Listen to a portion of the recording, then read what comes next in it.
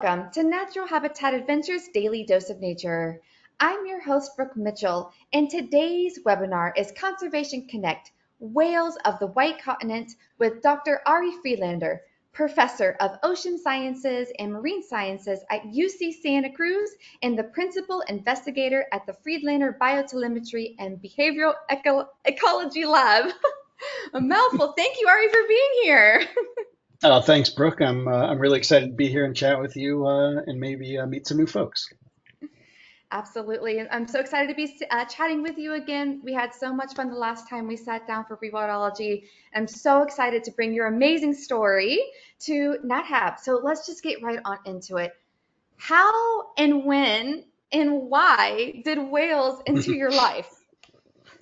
That's a great question. I'll start showing a few slides here.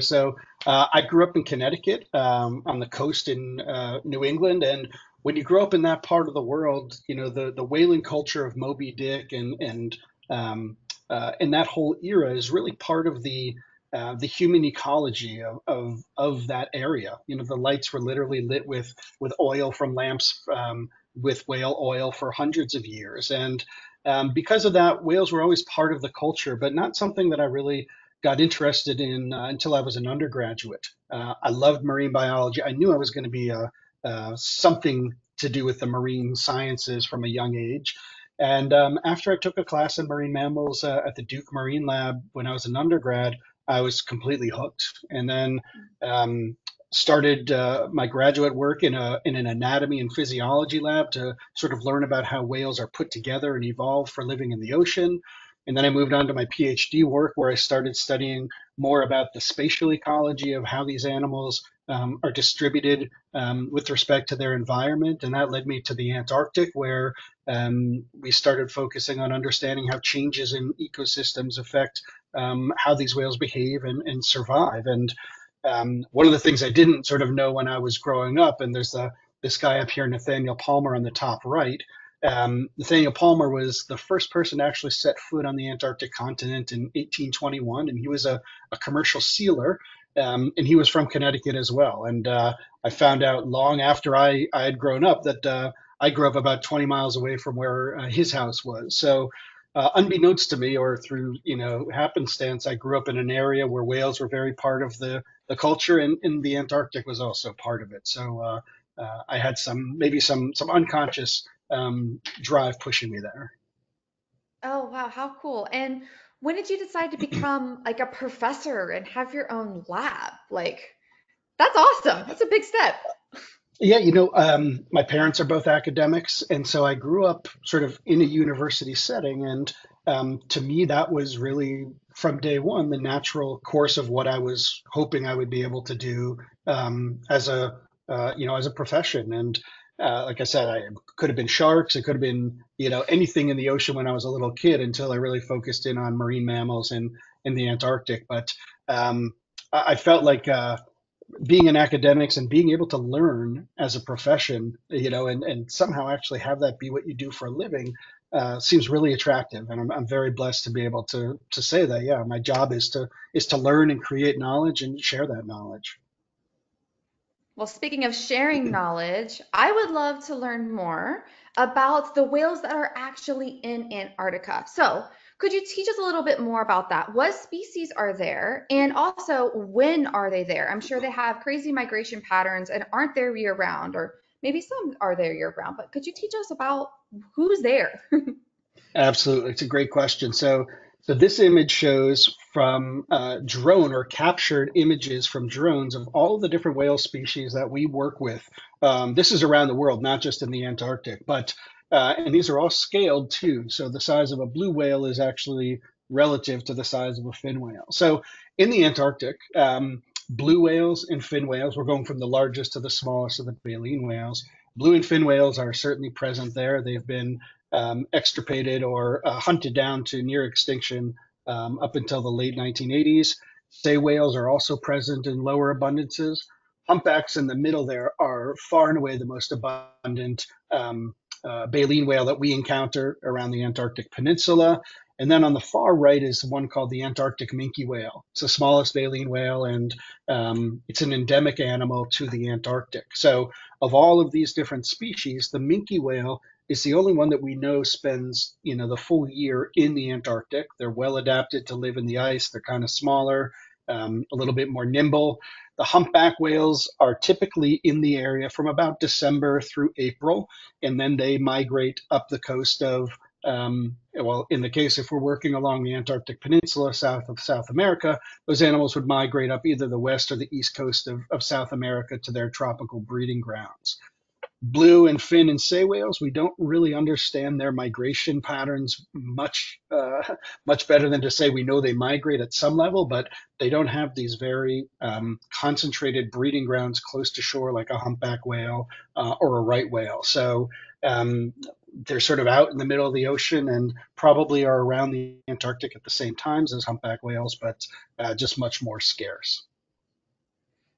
Wow, okay. And also the scale is super interesting. I was like going through down. And again, just for scale, how big is the minke whale in comparison to the blue? Like what is their mass?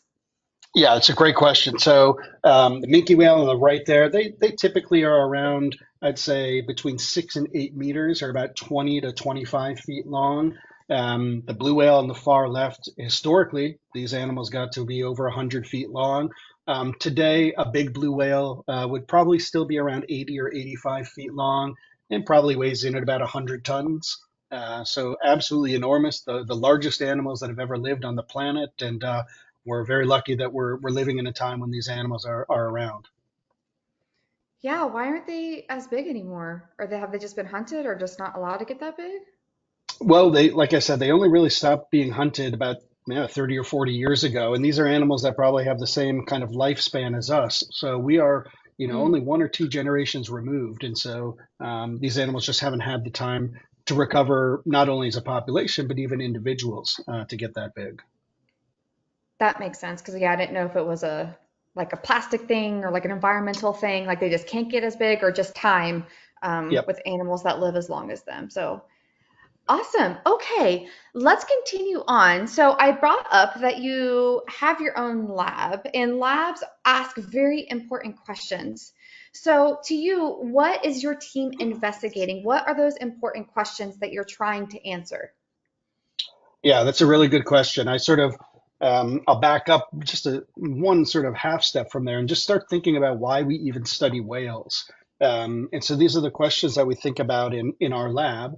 Um, they're really good models for testing these fundamental principles of biology and ecology because they're so massive, because they live in a very challenging environment. And so we can learn a lot about the extremes of how these animals are put together, how they can behave, and what they can do.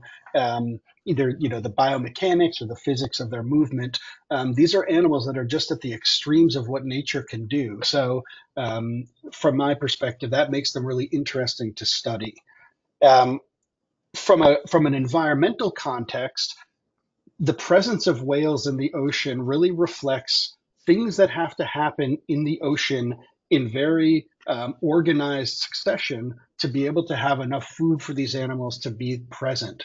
So, where I live in Monterey Bay or the Antarctic or other places around the world where you have a lot of whales, you can think of it as um, it's a good sort of flag to say that the ocean is functioning there, from upwelling of nutrients to the growth of phytoplankton to the prey that the whales eat.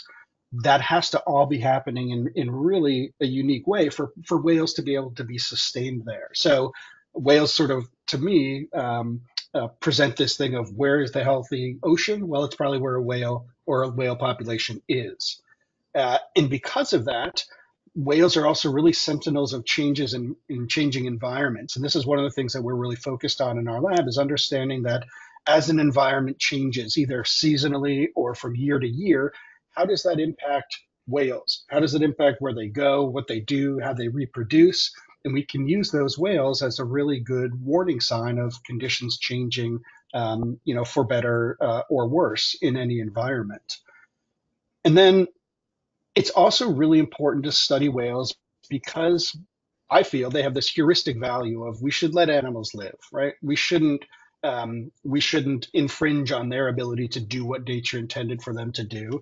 and they have a huge societal value. There are billion-dollar industries, especially here in Monterey Bay, Stellwagen Bank on the east coast of the U.S., where people want to literally just be in the presence of these animals for the sensation or the emotion that it provides them. And so I want whales to be around for my kids, and for their children. And so I want to study the things that are potentially impacting them, which almost invariably are caused by human activities, and then figure out how we change our behavior so that it doesn't impact these animals in a way that threatens them or the ecosystems that they're a part of. Such great, important questions. So not only we're just the fundamental, how do these animals function? What are those basic questions all the way up to their conservation and what they mean to the planet? That's, yes, holistic questions.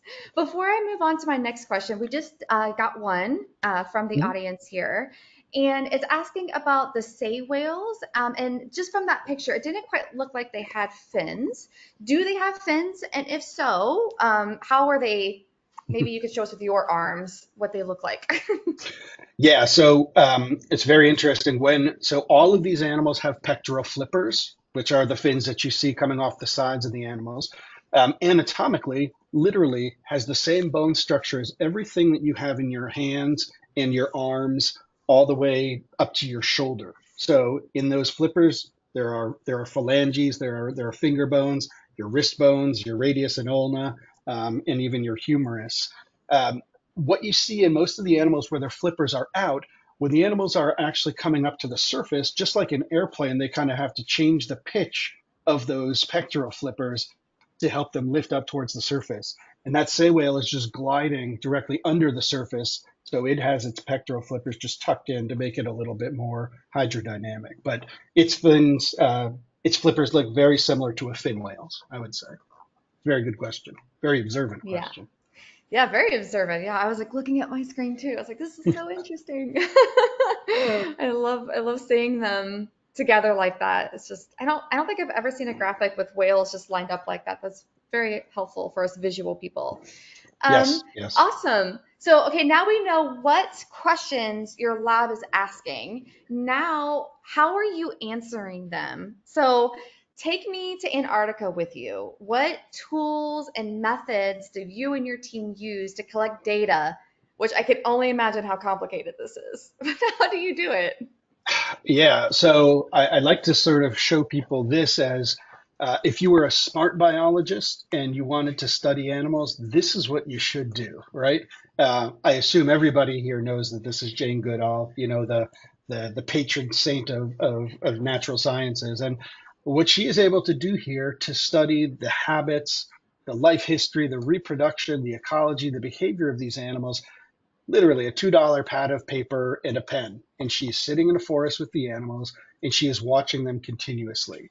So she can take notes on everything that she's seeing and observing. And that's obviously the best way to chronicle what these whales do or what these animals do. Now, some of us are a bit more of a glutton for difficulty, I should say, and logistics.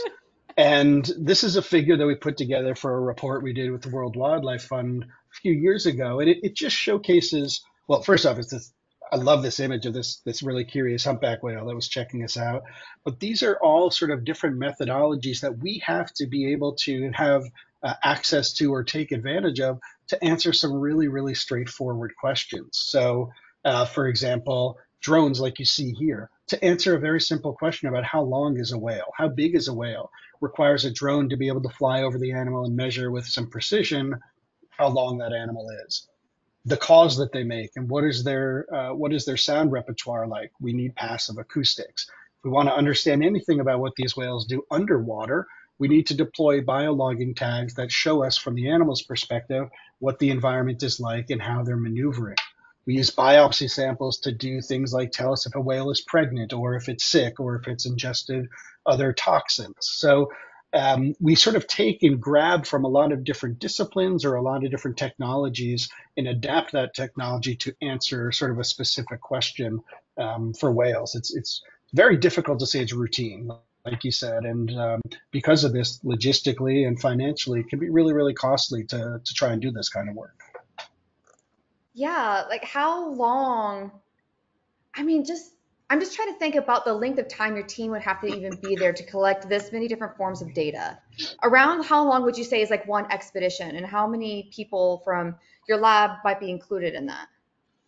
It's so variable because what we have to do is sort of tailor the questions and the logistics to the amount of time we. It's kind of a chicken and an egg, right? We'll write a Mm. proposal for a specific question and say, hey, we need a month of time to be able to do this with a team of 15 people, and then we might get a response that says, great, well, you've got 2 weeks of time and six people, so kind of figure it out, So it's some of it is really dependent on the support that you get, and some of it is also dependent on sort of how quick you need to get data. So, for example, here in Monterey Bay, where I live, it's very easy for us to go out, sort of routinely day to day and get a lot of information. But for a place like the Antarctic, um, much more logistically difficult. And if you're trying to get a dedicated research ship, first off, the chances are very slim that you're going to get it, and then get it in the season, and the amount of people that you want is even lower. So we start to take advantage of opportunities to work with organizations and groups that have a presence down there much more routinely, like tour operators, and tour groups like Nat Hab that allow us access to those places. And then we kind of have to shoehorn our science to the amount of people and the amount of time that we can get down there. Yeah, because I'm just thinking from like somebody who is in tourism and does like operations and logistics and stuff, I can only imagine what goes into one of these expeditions. And also just getting your equipment there, Yeah, like that's a lot. It's, like you said. Awesome. So we yeah. just did. Oh no, go ahead, Ari. I Were you was gonna going to say say I something? can show you. Yeah, I can show you now some more of the business end of some of these tools that we use down there in the Oh, you have them Antarctic. with you? I've got them on the screen. I've got a couple of tags laying around here somewhere, but the tagging work that we do, most of what we do to understand how these animals behave and do what they do underwater is by deploying these little tags that you see here that attach to the animals with suction cups. They're about this size, they're about this big, and you can see one on the back of a little minke whale in the middle of the screen there. These tags are amazing. They stay on the animal for 1 or 2 days. They're continually collecting data on the pitch, on the roll, and on the heading of the animal, as well as the depth. And so that gives us this very precise, continuous motion path of the animal in the ocean. It also records audio, so any sounds the animal makes or hears, we get recorded on the tags. They also have video, and I'll show you some clips of the video so we can see from the animal's perspective what's the environment like that the animal is navigating through. The tag has a GPS so it can position itself in the world. And then that long antenna that it has at the tail is a VHF antenna. So all the data is stored on the tag. When it falls off the animal, the tag floats to the surface. That little tail is kind of wagging in the air and sending out a signal that we use a little receiver and a handheld antenna that helps us locate the tag. We go and we pick it up, we download the data, recharge the battery, and then send it out on another mission. And this is a video of us deploying the tag. This is on an Antarctic minke whale. We're in these small little inflatable boats. The tag sits at the end of about a 15-foot carbon fiber pole. And then when the animal volunteers itself by surfacing close enough to us, we just slap the tag on the animal's back, and then the animal goes about sort of doing its thing. The tags do not impact the behavior of the animal in any way. It doesn't affect their energetics whatsoever, and they go right back to doing whatever they were doing just before this almost immediately. So those tags give us, I mentioned a couple different streams of data. This is an animation showing what if you turn that track of the animal in its 3 dimensions sort of continuously, this is what you get. And so you're looking at a humpback whale diving down now. The ribbon literally just shows you the orientation of that animal in space. The little triangles coming out of the path are when the animal is actually actively fluking or kicking. And then in this case, you're going to see an animal kind of swooping back and forth, which to us is very indicative of feeding, where it accelerates and then it will take a big gulp and then it'll turn back into its patch, accelerate, and do that again. This video is sped up quite a bit because in real time the whales will be a little bit more boring. But you get a real interesting sense of how the animals use sort of 3 dimensional space. And You can even learn things about how buoyant they are by how much energy they have to use to kick to get back up to the surface versus floating up to the surface or falling down. So this is a really good intuitive way to see how the animals use the ocean. When we add, and I'm sorry if this there's a little bit of audio on the background. Now we're on the back of a minke whale in the Antarctic, and what the video allows us to do is to say, from the animal's perspective, what is the habitat like where this animal is swimming?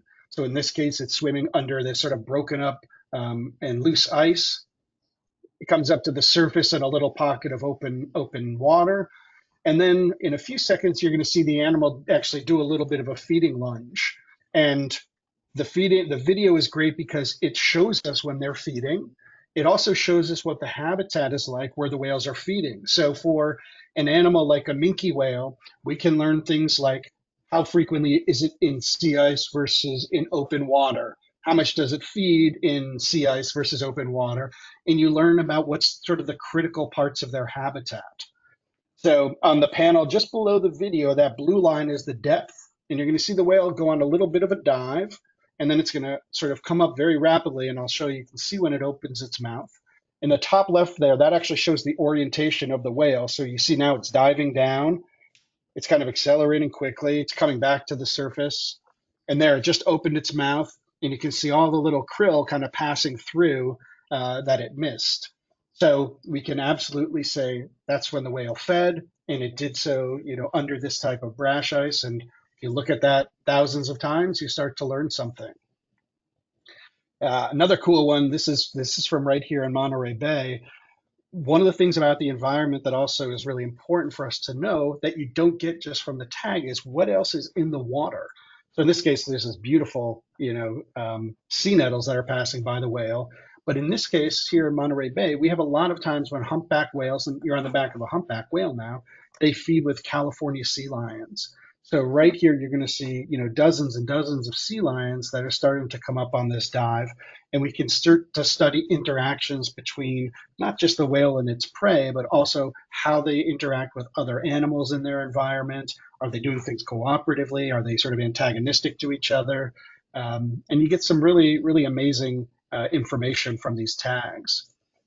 Now, once we kind of get back sort of on the boats, one of the things we collect are small biopsy samples. It's a skin and tissue sample that allows us to do some really interesting assessments of their health.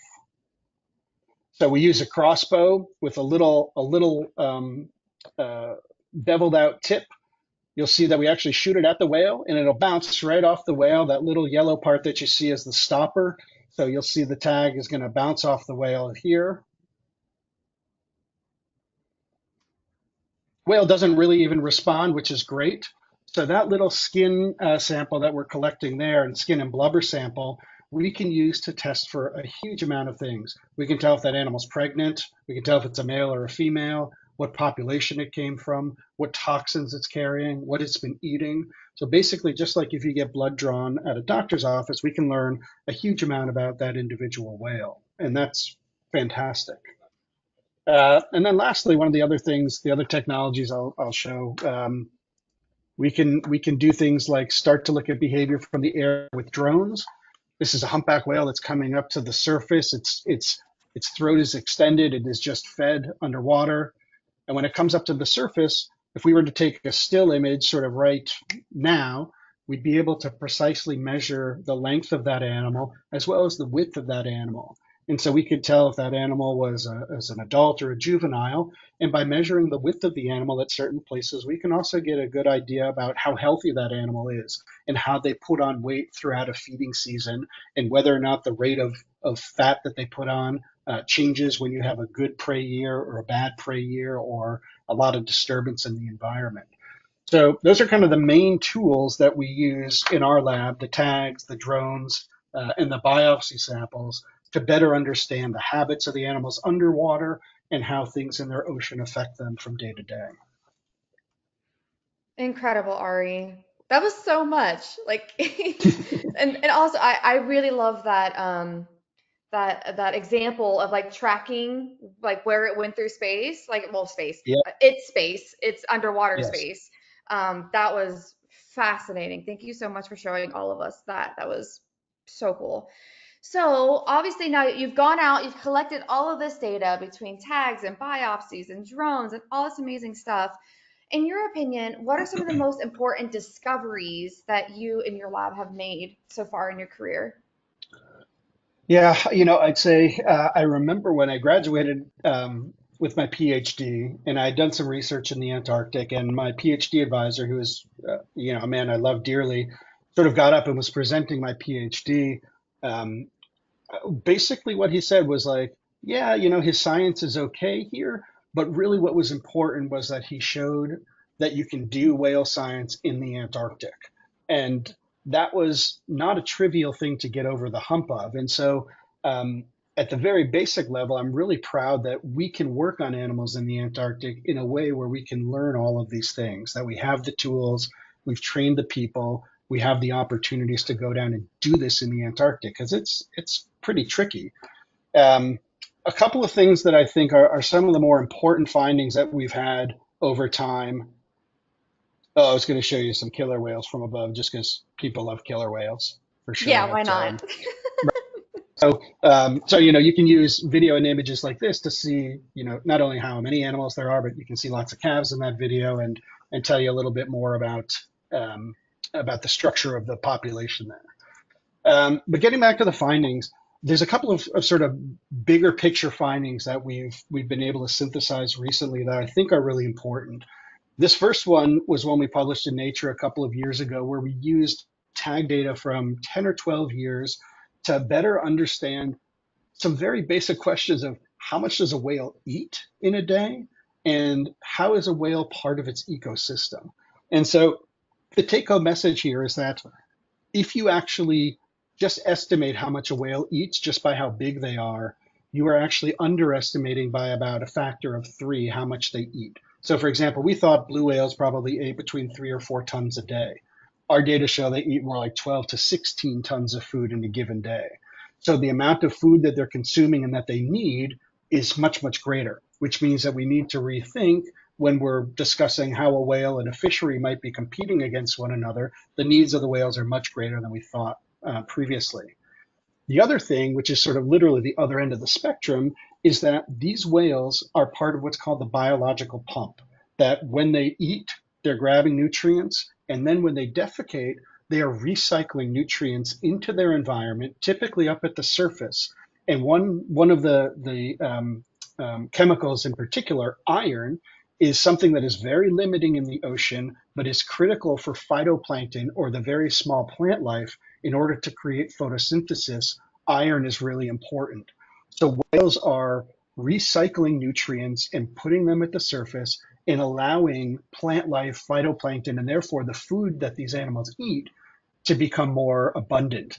So in a way, whales are not only eating, but they're recycling nutrients to create a greater prey base for themselves. So they aren't the end of a food chain. They are part of this recycling of nutrients in the ocean to help perpetuate healthy ocean ecosystems. And that was a huge thing that we learned. And then understanding the impact of whaling and how removing so many whales from the environment actually impacts the growth of phytoplankton in a way that is tangible. And so the fewer whales you have, the less food you're going to have in the ocean. The more whales you have, the more opportunity you have for these for phytoplankton and plant life to grow in the ocean. And that was a really important finding that we were able to publish a couple of years ago. Another finding, I'll go through two that I think are kind of interesting. Another one is we were able to, or one of my graduate students was able to literally come up with a pregnancy test for whales, where we could take that Wow. little skin and blubber biopsy sample and measure the reproductive hormones. Just the way a little pregnancy test works that you would get at a drugstore, we measure the same progesterone levels, and we can tell when a female is pregnant just by collecting that tiny sample. And what we've been able to do, and on the bottom left, what you see are sort of the proportion of females that are pregnant and non-pregnant in any given year in the Antarctic. And there's a huge amount of variability. In some years, we have up to about 85% of the females pregnant, and then in some years, we have less than 30% of them pregnant. And what we've been able to do is because we have a long time series now, 15 or 20 years of data, we can now relate this variation in humpback whale pregnancy from year to year with the amount of sea ice that's in the Antarctic in the wintertime. And the reason that that's important is because the krill that the whales eat live underneath that sea ice. And when there is more sea ice in the winter, there's more habitat for the small krill to feed on. When there's less sea ice, less habitat, less of them survive the winter and then are available to be food later on. So we've been able to show and demonstrate this very significant and direct connection between whale pregnancy rates or whale population health and the sea ice in the Antarctic. So being able to use that, like I mentioned earlier on, whales can be this bellwether for climate change. We can use these whales to tell us about how good the environment is based on how many women or how many females, excuse me, in the population are pregnant in a given year. So that to me is a really, really important one that we've learned recently. And then one other one that I think is kind of interesting is we had a really unique opportunity during COVID to try to understand the impact that human activity has on these animals. And the way or the metric that we were using were these same biopsy samples, but we were looking at cortisol levels. And cortisol is a hormone that we have, all mammals have. And basically, the levels that you have relate to stress that you have in your system, physiological stress. So, for example, people that live in cities where you have a lot of noise have higher cortisol levels than people that generally live in the country and you don't have a lot of background noise. Now, it doesn't mean that your health is going to be compromised necessarily, but it is sort of a precursor to if you're living a stressful life, these things could, sort of manifest in other ways. So what we were able to do was to look at biopsy samples of whales in the Antarctic in the 2 years before COVID, and then in 2021, when the tourism industry literally shut down and the science industry shut down and there was no human presence in the area. And so what we were able to show was that, and this graph shows it on the left, are the cortisol levels during a normal year, and on the right are cortisol levels during just the COVID year. So during a normal year, you see a whole lot of spread. Some animals have very high levels, some animals have very low levels, but the average stress level or cortisol level in these animals is higher when humans are present than it is when they are absent. So there is some response that these animals have to the presence of human activity, to the sound in the environment that increases the stress response for them.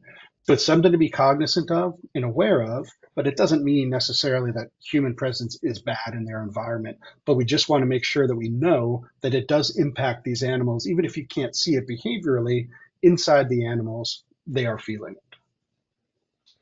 Those are very important discoveries, yes. And this last discovery, I think, is a great jumping off point to now shift into human activity and going back in Mhm. time up until today. So, why exactly were Antarctic whales hit so hard during the whaling area? If we could talk about the crash and the recovery, take us back in time to that. What happened during the whaling area for our cetaceans?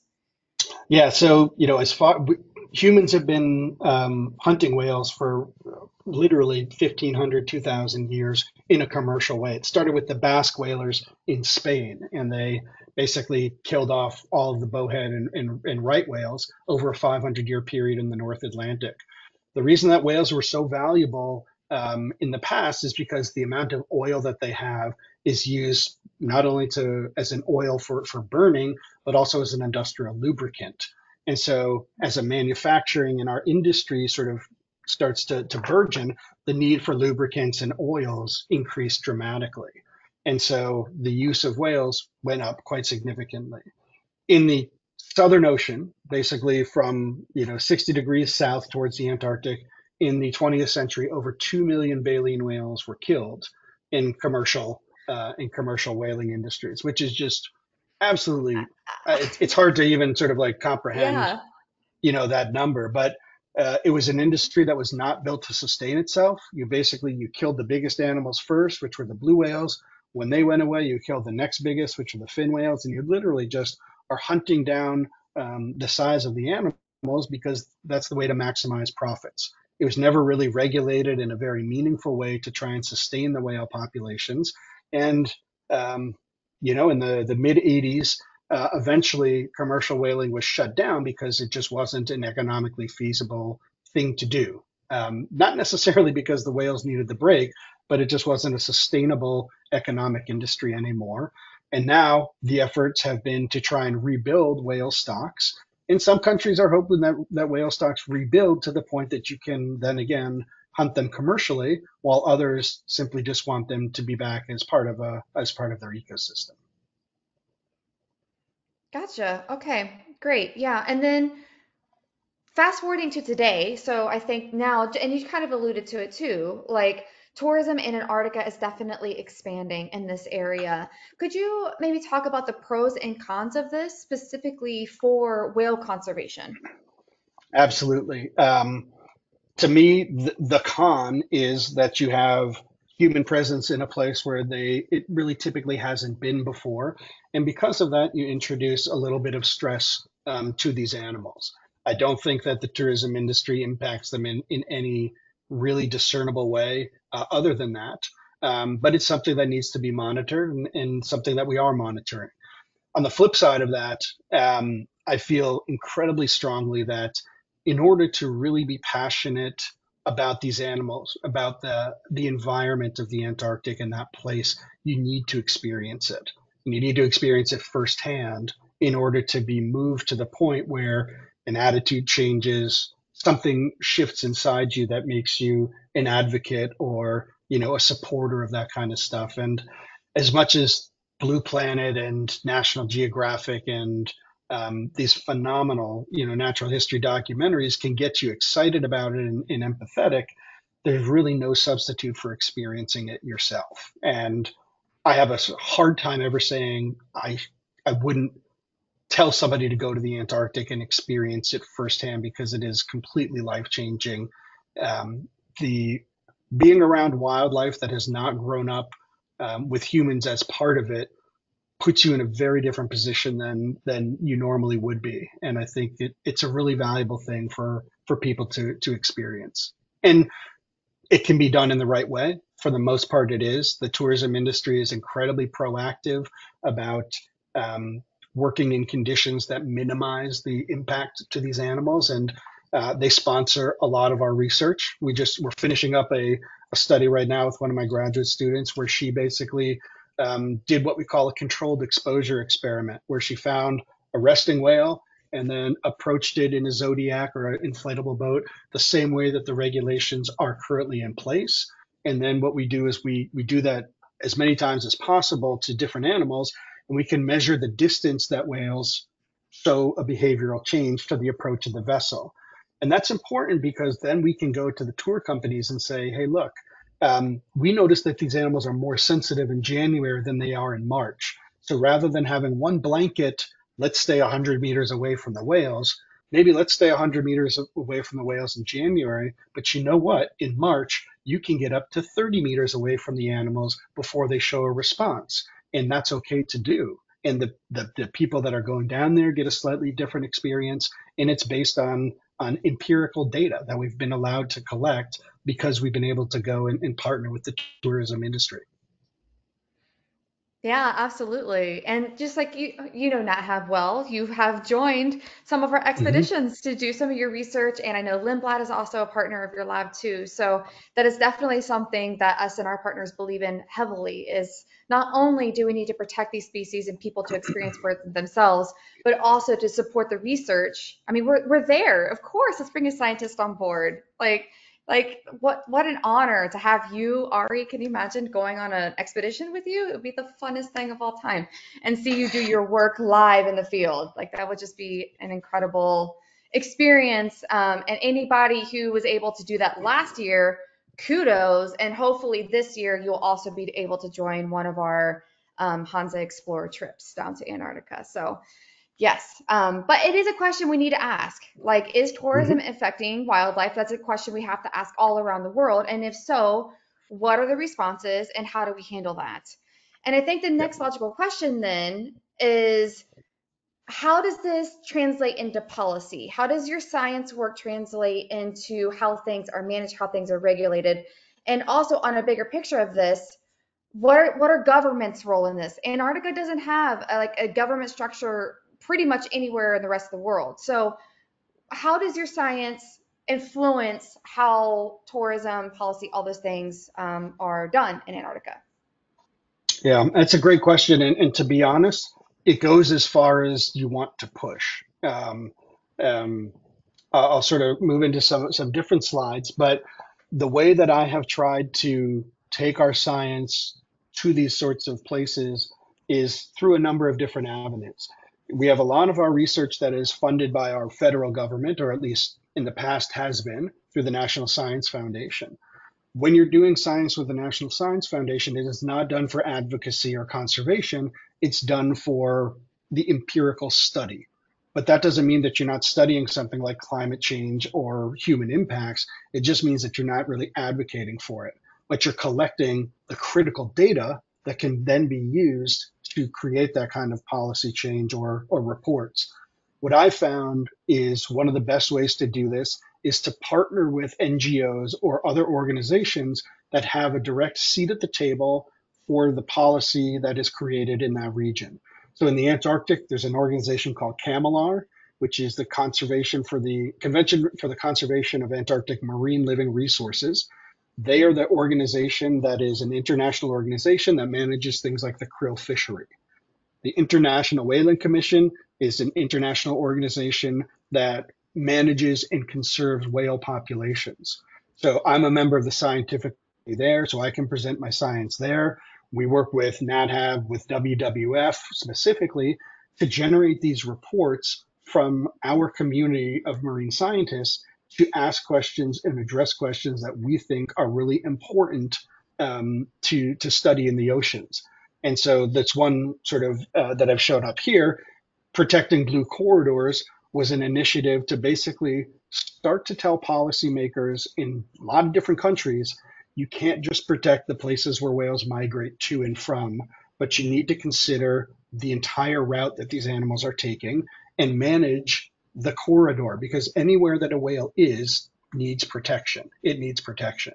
So researchers from 30 different countries got together and organized all the data that we had, and we built these fantastic infographics to show us where we know that whales move throughout the world. It's not a complete thing by any means, but it's sort of where we are right now. And what it allows us to do then is to identify individual threats from climate change and where things are changing the most, to fisheries, where animals are most likely to get entangled in fishing nets, to things like ship strikes, where's the most overlap with shipping. And we can now define and showcase very explicitly where these interactions are, and then focus on going to the government or the organizations that are the ones that manage this kind of effort. And this kind of work is good for us as science.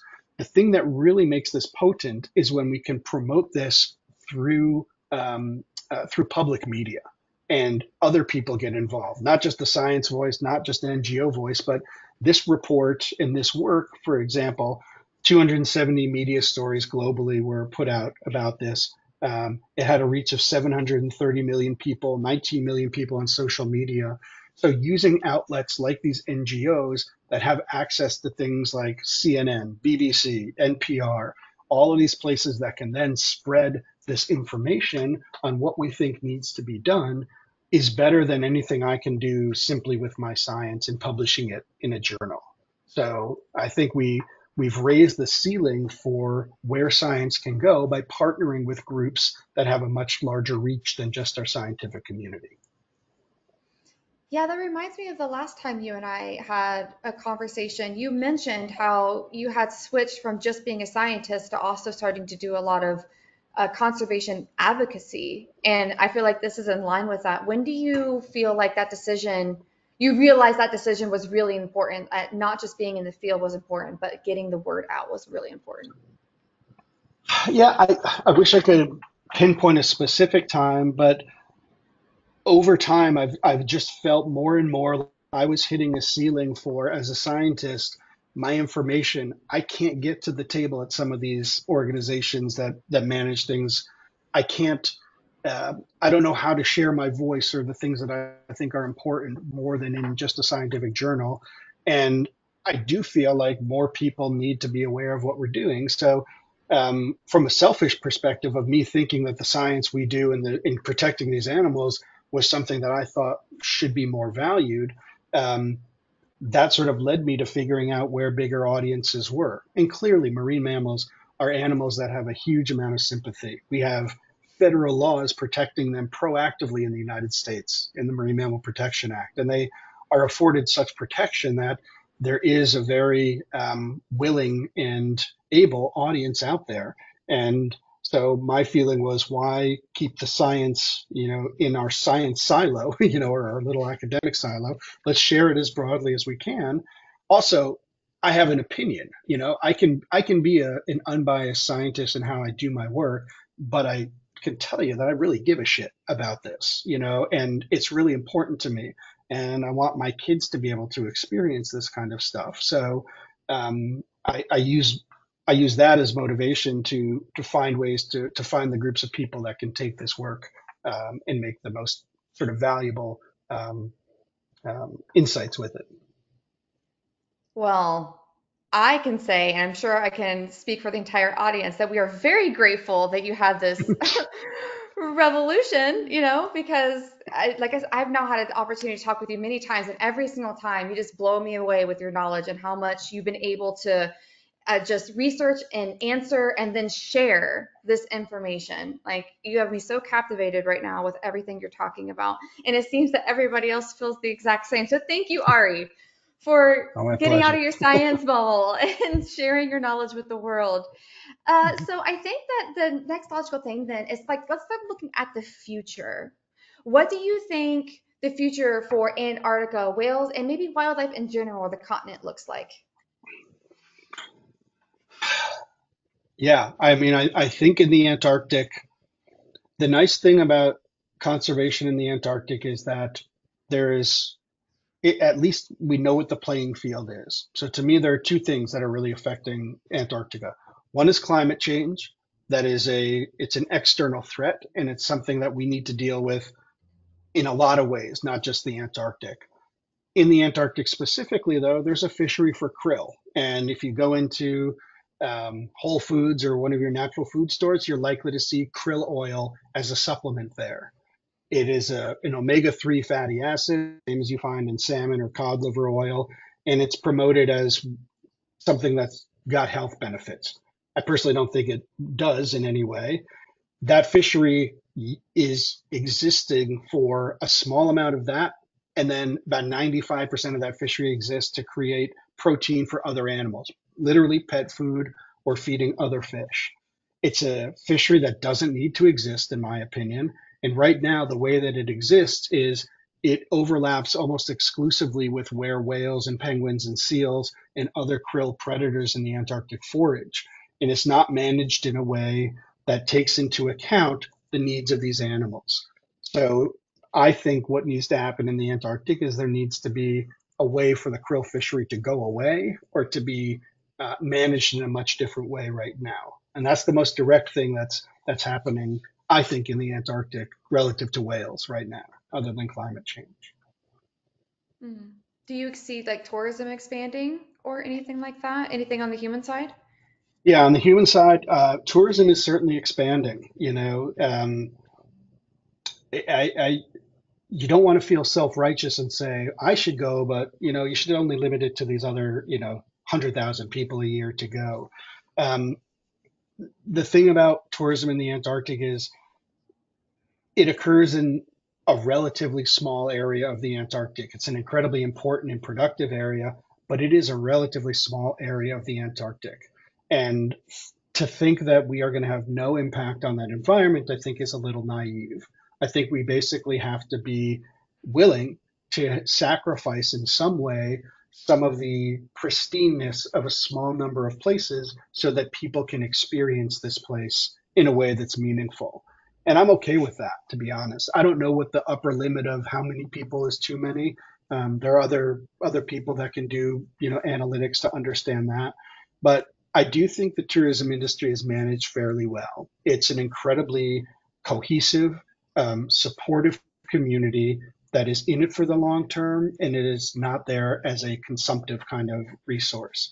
So I do trust that the whole industry is is and wants to do what's best to keep this as pristine a place as possible. And one of the ways to do that, I think, is by supporting science, which is a fantastic thing that almost all companies are now doing in some part, and doing studies to try and better understand the impact of people on some of these places, which is getting done. So I do think that most of the big things that need to happen, self-evaluation and monitoring kinds of things, are happening, and I'm really excited about that. Hmm. How beautiful. Well, my last question for you, Ari, before we get into Q&A with the audience, we have a lot coming in, so I hope you have Oh, good. some time. There's people, Yep. yes, they're excited to chat with you through me. They're excited to chat with you. But if somebody wants to support your work and learn more about your lab, what is the best way to do that? Mhm. There's a few ways to do that. Now, I'll share this. One is, think about doing a trip to the Antarctic. All of the work that we do, especially the stuff with Nat Hab, we share all of this information. Um, Everything that gets published, we'll bring copies of or is open access, and we have reports for. And being in the field, with our researchers or as part of a tour is the best way to literally engage with and interact with the lab. And being able to do that with Nat Hab on some of their itineraries is amazing. It's um, yeah, the best trips I've ever done have been, in this capacity. We do, I would say, our website for my lab down on the left here, the Biotelemetry and Behavioral Ecology Lab. We try to keep as up to date as we can with the projects we're doing, the stories and the reports that we are part of and that are coming out. And that's a great way to take a look. Um, the other way to do it is honestly is financially. If you have the means and you have the passion and the ability to do so, supporting scientific work in our lab is relatively straightforward. The lab has a foundation, or the university has a foundation that is a 501c3, so it's a nonprofit that we can get donations, and um, we use that money directly to support the travel to the Antarctic and students to be able to go down and participate in this work and do it as part of their graduate studies, and sort of for the equipment needs that we have. And when you sort of combine that kind of generosity with the generosity of the logistics support from places like Nat Hab, it makes this science doable.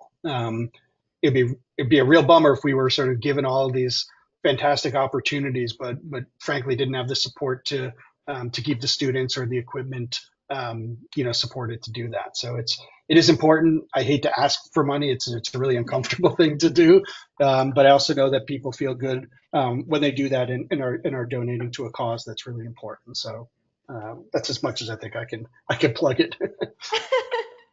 No, that was really good, Ari. And everybody, in your email that you'll receive the replay of this, I do have a link to the lab. So I will make sure it goes directly into your inbox. But of course, if you want to interact more, please, by all means. That's why I bring these amazing people onto Daily Dose.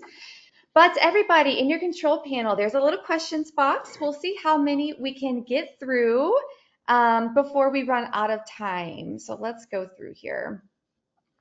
Oh, this is a good one, Ari. This might be good for our good friend Allison Cusick, but I'm going to see what your response is, and if not, I will give this person more resources. So, how is global warming and industrial fishing affecting the phytoplankton population around Antarctica? Yeah, I don't know that the industrial fishing outside of the krill fishery, there's not a lot of industrial fishing around the Antarctic. The thing that climate change is doing that affects phytoplankton is one is through the sea ice, the amount of sea ice that is created, the way that heat flux and oceans organize themselves. As you warm the oceans, you have less opportunity for phytoplankton growth near the surface. And so less phytoplankton means less krill, means less food for the upper trophic levels. Allison Cusick, yeah, would be a better person at at the fine scale for that. But just oceanographically speaking, it affects the structure and the stability of the water column that helps to promote the things that phytoplankton need. Yes. And anybody else, if anybody else is curious to learn more about that, look up a Fjord Phyto project that Alison Cusick ran, and that's literally what they do. She also gets on tourism boats, goes out, takes samples, and it's to study the phytoplankton, which is the base of the entire ecosystem of the ocean. So like super important questions they were asking, but yeah, I didn't know if you had the up-to-date research on that too. I know she just published. Okay, so let's keep on going here. We do have some questions asking about the drones. How close do they get to drones when you're taking either samples or photos or anything like that? And do the whales respond when drones are near them? There's been a ton of work done to try and estimate or understand when animals respond to drones and how they do so. The whales that we're studying, we have, I don't know, we're probably flying between 20 and 40 meters above them, so maybe 70 to 100 feet above them. They do not show any response to the drone at that height. If we're just taking pictures, we don't need to get any closer to them. We do have drones now that will actually deploy suction cup tags. We can drop them from the drone to get them, and then there are some folks who collect blow samples, breath samples from the whales, and get much closer to them for that. And in that case, there may be a very short-term response of just either startling or looking up at the drone, but very minimal and very transient, if any, sort of reaction to the drones. Oh, that's good. Awesome. Yeah.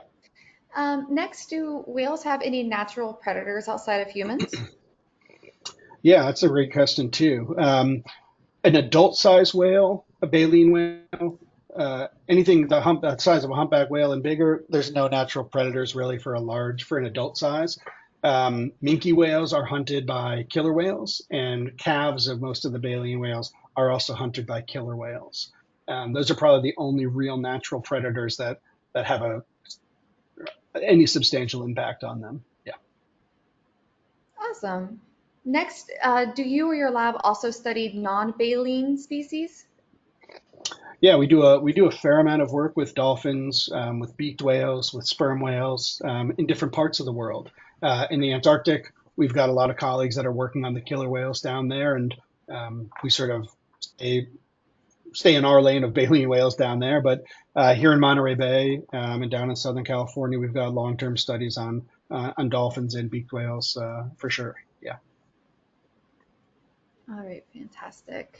Um, Oh, I'll just answer this one really fast. Ari said that the tags float back up to the surface so that they could take them. They do not sink to the bottom and become litter on the floor. So I'll just answer that one really fast so you don't have to re-explain that. Great. I know we're getting really close to the time, so let me see what else we have here.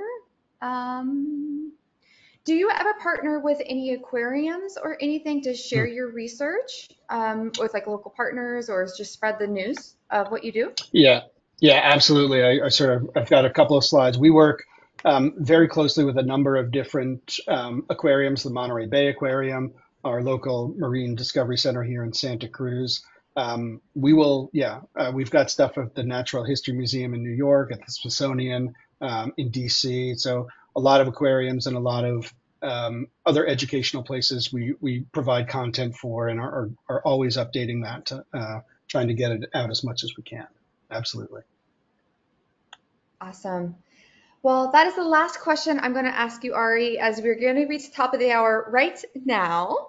So I would love to turn it to you for any last closing comments. Look, I'm really grateful to have the opportunity to talk to a group like you guys and to have someone as special as Brooke to kind of lead this conversation and to feel part of this, the Nat Hab family and organization, and feel a part of what they're doing. And I'm really grateful. It's really humbling, and I hope I'll get to see some of you up close and personal in the Antarctic. Absolutely, Ari. I'm going to try so hard to get on that trip with you. We'll see if I'm successful.